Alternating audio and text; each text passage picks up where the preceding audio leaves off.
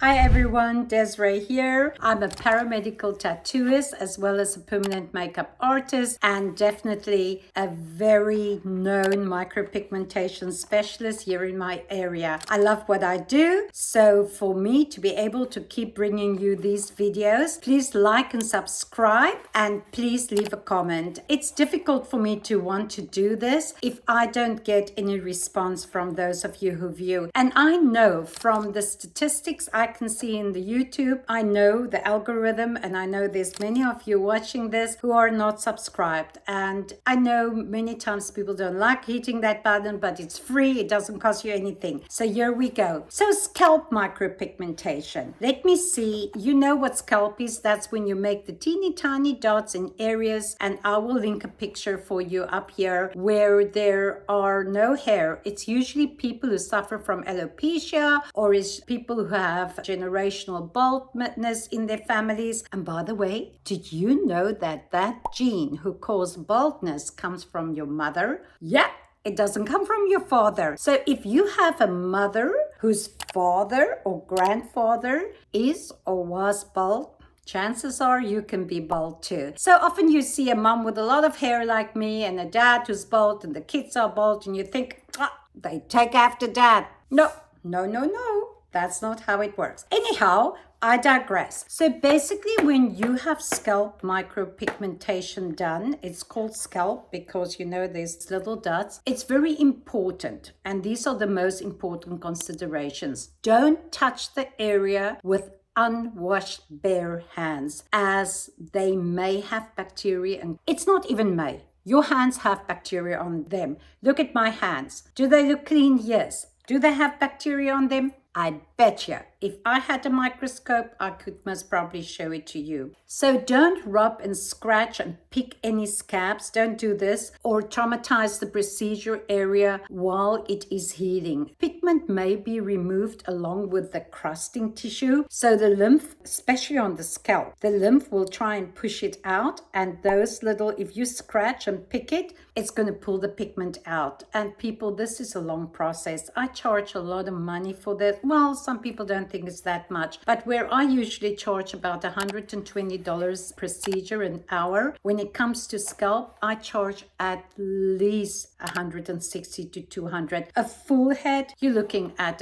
least $2,000-$3,000. And the reason why is because it's so tedious, it's so time consuming, and you literally cannot go deeper than about a millimeter under the skin because it will blow out and it will just look terrible. So be very careful. Don't damage what you've done. If you're a blood donor, this is important. We should all donate blood. But if you're a blood donor, you may not donate blood for 1 year following a procedure per the Red Cross. So do not go donate blood. And this is because there are people out there who do these kind of procedures in nail salons and some crazy places where you should not go for this unless they really scrutinize. So be careful. Don't go infect anyone, and you should not be infected yourself. If you ever seen me work, you'll see I change my gloves at least 10 times for an hour procedure. Now, day 1 to 4, you will, and this is now scalp micropigmentation, you will avoid touching, showering, or shaving the treated area. So do take a shower and a bath before you come to me, because you're not going to shower. You can take a bath, but you're not going to get your head wet for 4 days after your procedure. Don't wash your head or get water on it. The desire to wash your scalp is going to be strong. It's going to be strong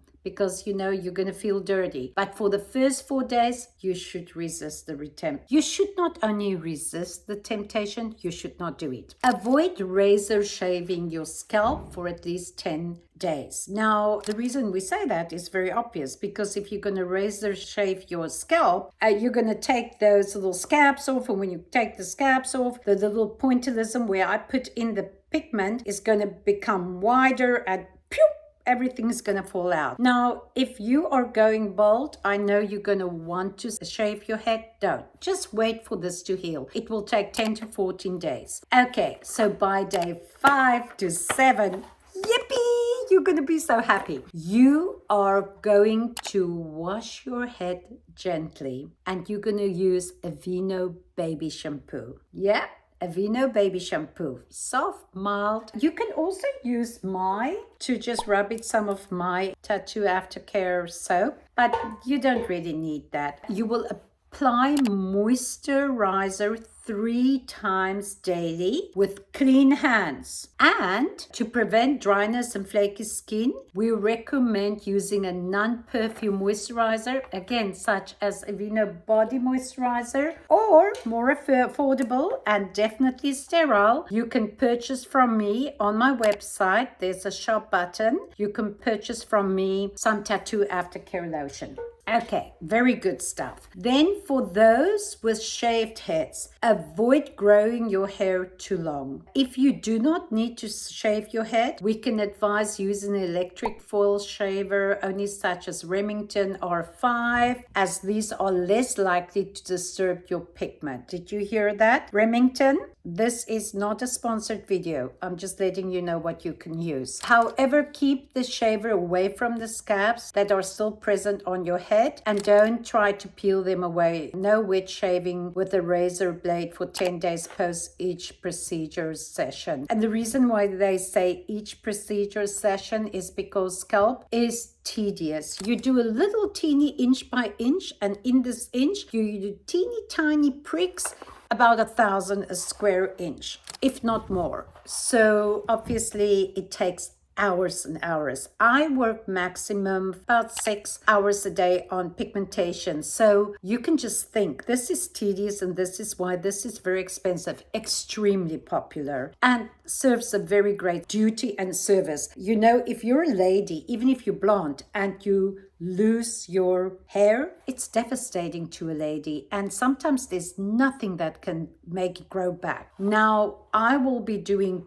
2 micropigmentation for scalp this coming week, and I will make sure that my assistant definitely records it for you. Okay, you can definitely perform activities from which you sweat lightly, lift some weights at a low pace, but avoid tough cardio sessions. Day 7, if you are a gym junkie and you love to do your weights, my niece does that. She is slim, beautifully muscled, but if she would come to me, I would say to her, Chanel, you are not allowed to touch a weight until 10 days. Make sure you're not going to sweat. And people, you do sweat on your heads. So when you go out, how long is this going to last? This will last only as long as you take care of it, because your scalp is exposed to the sun all the time. So once everything is healed, when you go out, wear a hat if you're in the pool or sun tanning, and also you can put on sunscreen. But that is round about day 30. Okay, I hope you enjoyed it. I hope this was purposeful, and I hope you have now the information you need to take care of this aftercare. This is post-procedure. Okay, see you everyone. Don't forget, like, subscribe, leave a comment. I don't know what you're thinking otherwise. Okay, bye-bye. See you soon.